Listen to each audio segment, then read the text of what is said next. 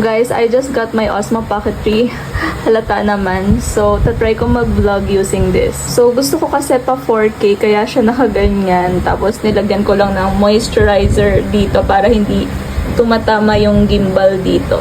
As much as possible, guys, I will try to shoot in 4K. So, samahan nyo na rin ako sa errands ko today. Anyway, guys, naglalog yung SD card ko. Hindi ko alam kung mali or fake yung nabili ko. So, yan. After mag-fee check, punta na tayo sa Naillandia para magpa-IPL. Normal mode lang yung gamit ko dito, guys. Wala pa akong ine-edit. Nagpapa-IPL ako ngayon ng underarm tsaka ng Kifi para hair-free na and less maintenance na din. So, dito naman tayo sa Starbucks mag-vlog. Guys, I'm currently filming on my DJI an iPhone and same distance yung layo nila.